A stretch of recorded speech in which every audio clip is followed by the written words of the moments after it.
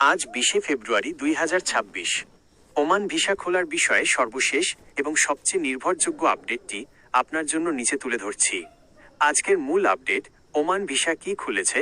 সরাসরি উত্তর হলো, পুরোপুরি সব ক্যাটাগরির জন্য এখনও খোলেনি, তবে খোলার চূড়ান্ত প্রক্রিয়া চলছে। গত 26 জানুয়ারি 2026 এ সৌদি আরবের রিয়াদে ওমানের শ্রমমন্ত্রী এবং বাংলাদেশের প্রবাসী কল্যাণ উপদেষ্টার মধ্যে একটি অত্যন্ত গুরুত্বপূর্ণ বৈঠক হয়েছে। সেই বৈঠকের বরাতে মূল তথ্যগুলো হলো, বিশাল সুখবর, ওমানি শ্রমমন্ত্রী আশ্বাস দিয়েছেন যে আগামী 2 মাসের মধ্যে, অর্থাৎ মার্চ বা এপ্রিল 2026-এর মধ্যে বাংলাদেশিদের জন্য সব ধরনের নতুন ওয়ার্ক ভিসা পুনরায় চালু করা হবে।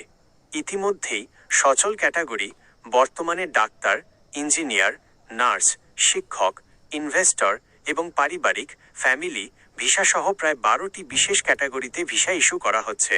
অদক্ষ ও আধাদক্ষ কর্মী, সাধারণ শ্রমিক বা কনস্ট্রাকশন কাজের ভিসার ওপর যে নিষেধাজ্ঞা ছিল সেটি তুলে নেওয়ার চূড়ান্ত সিদ্ধান্ত হয়েছে এবং এটি কার্যকর হতে আর মাত্র কয়েক সপ্তাহ বাকি। ওমান ভিসা খোলার আর কতদিন বাকি?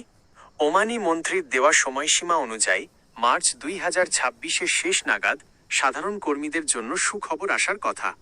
বর্তমানে ওমান সরকার দেশটিতে থাকা অবৈধ বাংলাদেশি কর্মীদের জরিমানা ছাড়া বৈধ হওয়ার যে সুযোগ দিয়েছে, সেই প্রক্রিয়াটি শেষ হলেই নতুন ভিসা পুরোদমে শুরু হবে। বিষয়, বর্তমান অবস্থা 20 ফেব্রুয়ারি 2026। পেশাজীবী ভিসা সচল আছে, পারিবারিক ভিসা সচল আছে, নতুন ওয়ার্ক পারমিট মার্চ এপ্রিল 2026-এর মধ্যে খোলার সম্ভাবনা, অবৈধদের বৈধকরণ চলমান, জরিমানা ছাড়াই সুযোগ। প্রবাসীদের জন্য গুরুত্বপূর্ণ পরামর্শ, দালাল থেকে সাবধান, যেহেতু ভিসা খোলার ঘোষণা এসেছে, অনেক অসাধু চক্র এখন থেকেই টাকা নেওয়া শুরু করতে পারে।